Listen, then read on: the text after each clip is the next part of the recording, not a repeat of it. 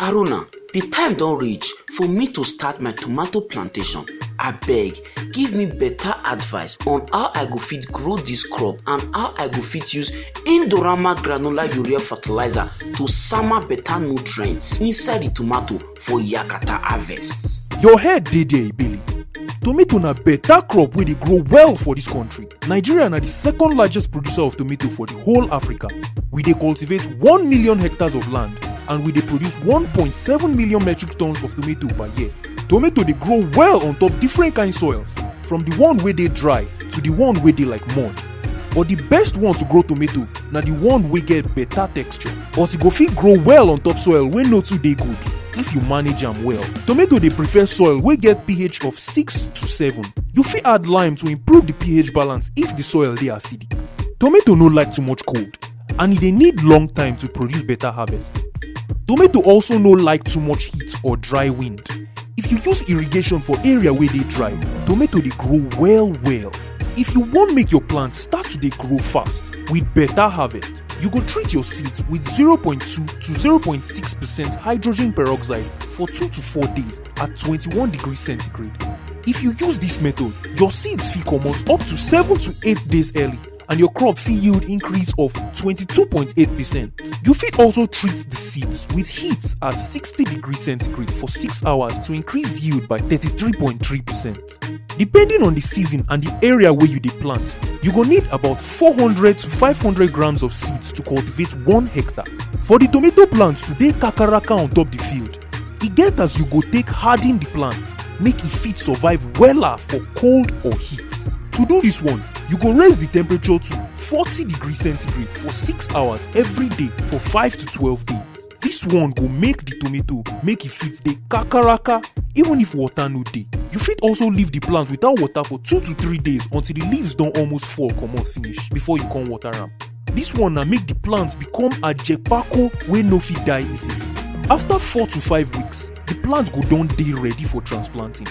The best ones to transplant na the seedlings wey get 5mm diameter and up to 15cm height. You go transplant on top soil bed wey dem don raise comot from ground, wey dey 60 to 75cm wide with soil wey dem don break well. You go transplant late in the afternoon on top soil wey get good moisture. Tomato like fertilizer well o. E go need nitrogen, phosphorus and potassium. You go need 200 to 250 kilograms of nitrogen per hectare. That one na 9 to 11 bags of Indorama Granular Urea Fertilizer, especially if rain dey fall well and you wan produce plenty tomatoes. You go apply quarter of the fertilizer when you dey plant. Then you go apply the remaining inside the next 6 to 8 weeks. You go come dey apply small fertilizer again for another 6 weeks or more. For strong roots and for the crop to grow well, you go need 40 to 60 kilograms of phosphorus per hectare. To get the best, sweet, round and red tomato, you go also need 100 kilograms of potassium per hectare. To control fungal diseases for tomato, you go treat the soil with formaldehyde 2 weeks before sowing. You fit also spray the seedlings with phytolan or captan. To control late blight, you go apply fungicide spray of mancozeb at 0.2% 30 days after planting. To control fruit rot, you go spray captan 50% WP at 2 grams per kilogram 2 to 3 times from 45 days after treatment every 10 days. As for the pests, you go spray malathion and carbaryl every 10 days immediately you see say e don start dey chop your tomato leaves.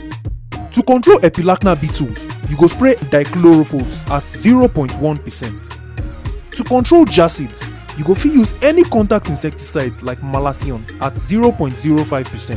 For the weeds dem wey no dey gree make nutrients reach your plants, you go apply Thylium 6E for weeds wey dey like grass and Talc E25 for weeds wey get broad leaf.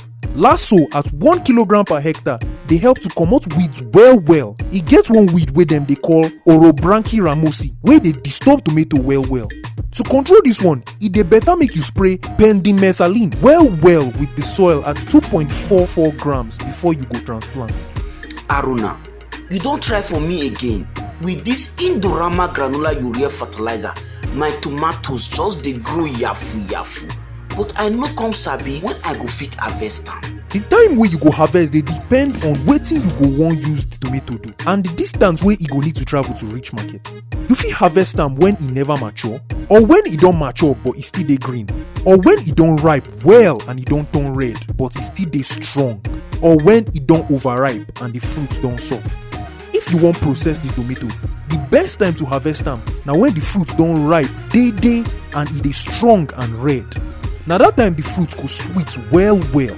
If you want better harvest with big healthy crops, use Indorama Granular Urea Fertilizer.